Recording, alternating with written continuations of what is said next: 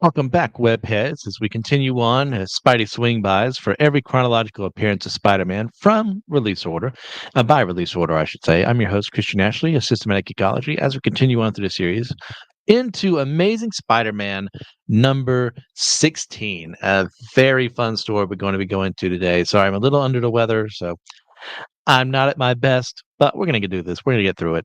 It's going to be fun. So, with all that in mind, let's continue on through the big old story of what was going on here. So for Spider-Man specifically, this story was written by Stan Lee, master of the spoken word, illustrated by Steve Ditko, dean of dramatic drawings, and lettered by Sam Rosen, sultan of sparkling spelling. This was, of course, inked by Steve Ditko and edited by Stan Lee. This was released in week 24 of 1964. The release date is June 9th, 1964. The story is called Duel with Daredevil. As the two Marvel Titans meet each other for the first time, Daredevil has only had about 3 issues out at this point in time, and with various qualities of how good they are as time will go on. But for now, it's a very important feature to have them all together here for the first time. It's a very fun story. So, what else was going on at Marvel at this point in time? Well, my good friends, of course, Daredevil number 3 came out at this time. As we have the Owl appear for the first time as he fights for supremacy against Daredevil, and Karen Page starts to suspect that Matt Murdock may indeed be Daredevil. A fun story. It's not the best by any stretch of the imagination, but it's fine. Next up, we have Journey into Mystery 107 as Thor fights against a gray gargoyle. I've always loved the gray gargoyle. It's like a very terrifying villain. It'd be like, hey, what's going on? Oh, let me touch you, and now you're stoned. And a very fine threat to Thor. A very fun time overall in Journey into Mystery. Then we have Tales to Astonish 59, where, following the events of Amazing Spider-Man 14, the Hulk goes on a rampage, forcing Giant Man and the Wasp to confront him in a very David and Goliath situation. I mean, the Thing has a way better chance of fighting the Hulk than Giant Man does, but it managed to be a fun enough story and a comic that's not always the best. So then we have Avengers number 7, where continuing on with the Masters of Evil storyline here, Baron Zemo recruits the Enchantress and Executioner to defeat the Avengers in a very fun story. Early Avengers, pretty dang good for the most part. Then we have Fantastic Four. Oh, excuse me, no. I am out of order here. That's not good. Did I not put that there? Nope, I forgot to put Fantastic Four number 30. And another sign of incompetence on my part, where they encounter Diablo for the first time, the diabolical machinations of Diablo. A very fun Fantastic Four villain. Then we get into Sergeant Fury number 9, where the Howling Commandos are tasked with kidnapping Hitler to try and end the war. But unfortunately, they only steal a body double instead. And yet, somehow, this is going to be used as propaganda that Hitler has body doubles. I guess because it means he's afraid that they might get him. It is what it is. Obviously, Lee wasn't trying to change history with Sergeant Fury, but there you go.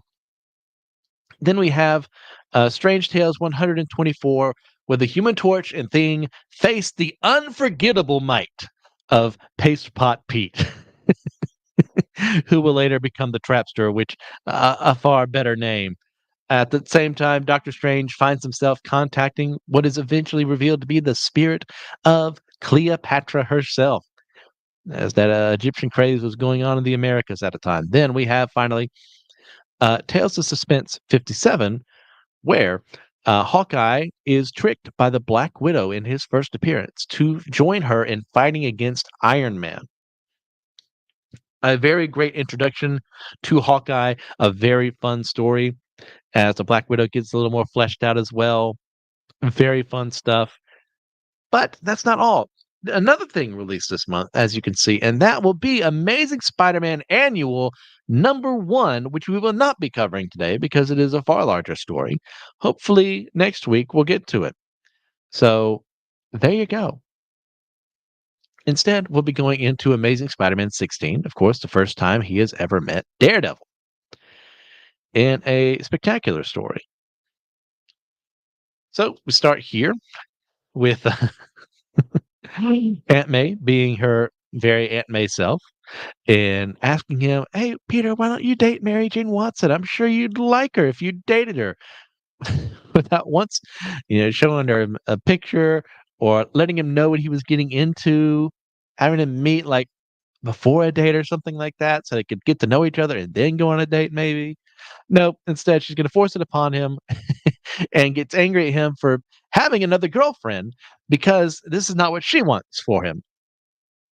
And of course, tells you be sure to dress warmly, dear. It's a bit nippy out. Of being a concerned mother figure for Peter as he gets out of the house, Webb swings around and finds that a group of thugs are racing out of a store with carrying money bags. So I guess that store is doing pretty well for themselves. And they come upon this uh, poor blind man who just obviously he can't do anything about the situation. He's just some schmo. Spider-Man notices it too, and leaps in to save them. As a result of all this, tells them that if the creeps don't want any witnesses, they better get rid of him because his baby blue eyes saw the whole thing.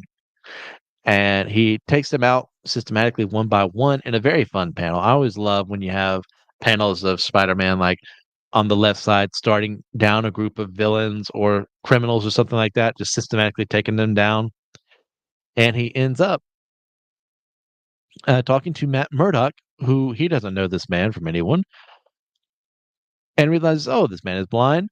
He helped save him, and even Matt Murdock tells him, "Hey, I'm very obliged to you, Spider-Man." And Spidey says, "Hey, don't you forget it."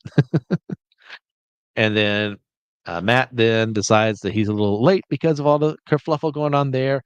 Dresses up as Daredevil to go back. Excuse me, and get his way to work as he is unable to do so on time if he had just been walking. And he even gives that bit of exposition because which it's fine. Of not many people knew who Daredevil was. Like I said, only been 3 issues out. So for people who've been reading Spider-Man and not Daredevil, this is a fine introduction to his power set, what he's capable of doing. That he's blind. His whole scenario as we get to him and Karen Page and Foggy Nelson, who are going to the circus, and they invite Matt along. And that classic love triangle between the three of them. Does Karen love Matt? Does she love Foggy? How are they going to handle it? Are they going to handle it like gentlemen, or are they going to be a bunch of children about it? Which is most likely what happens in that scenario, as we'll see later on. And he decides, he doesn't want to go to the circus yet, but we'll get to there in a second. As the Ringmaster is revealed to be here, and he explains to his crew, who already knows this, but for the audience's benefit, they were defeated by the Hulk not too long ago, and in the now discontinued Hulk #3, which will be changed in a bit. We'll get there eventually when he ends up joining Tales to Astonish. Yeah, I think that's right. The Ringmaster's plan is to drum people's interest in coming to the Circus of Crime so that they can make some money by pretending to say that Spider-Man is going to be there. He'll bring people there, he'll hypnotize them, steal their money.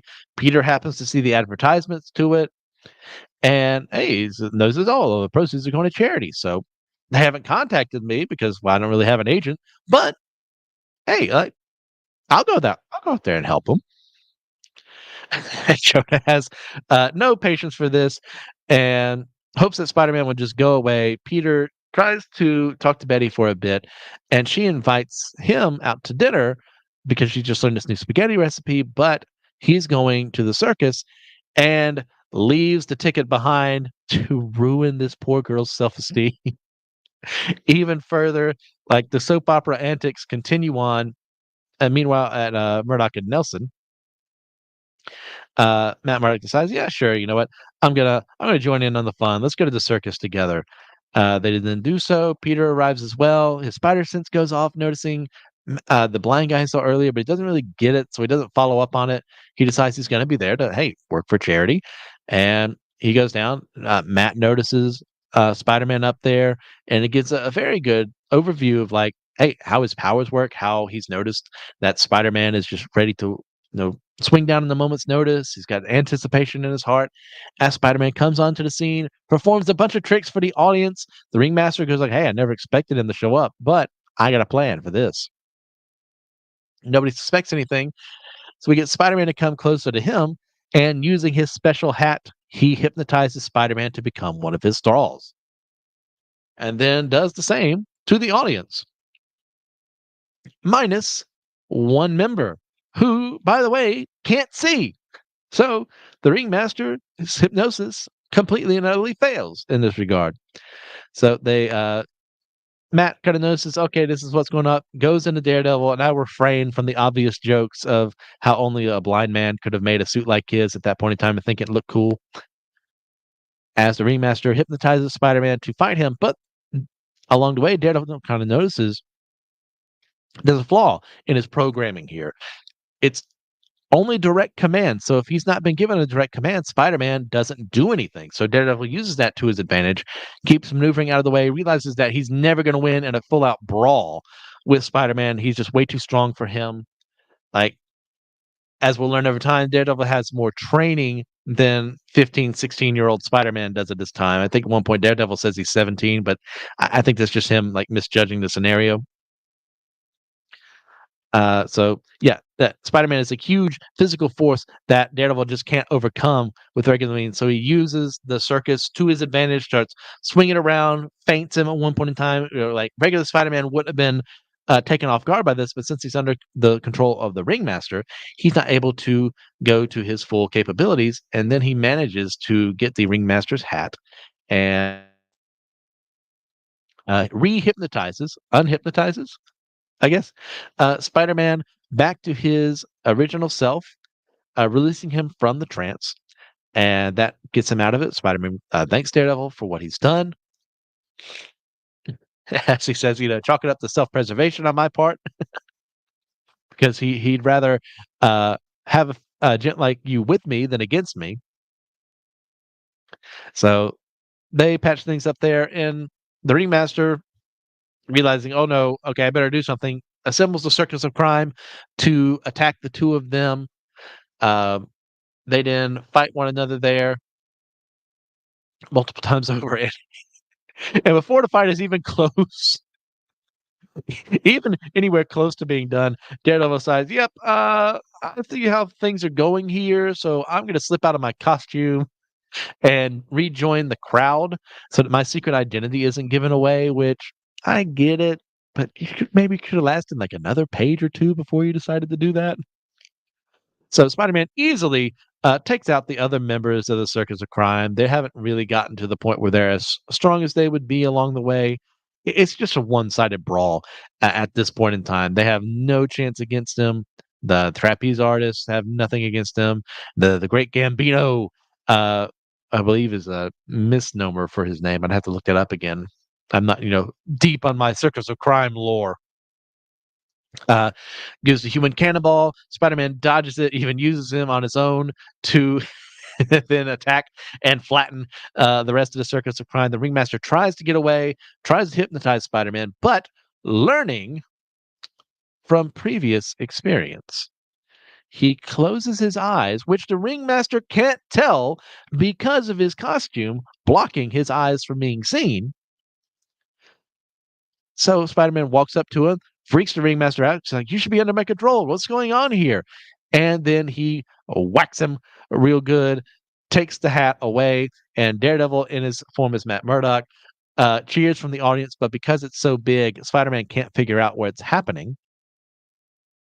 So their secret identities are preserved, and Spider-Man puts on the hat just to taunt the Ringmaster and unhypnotizes the audience. Once again, what's the proper word there? I'm going to say unhypnotize. I keep wanting to say um, and they are safe. And in the process, Matt even takes the time to give the Ringmaster his card because, hey, I might as well make some money off of this while you're at it.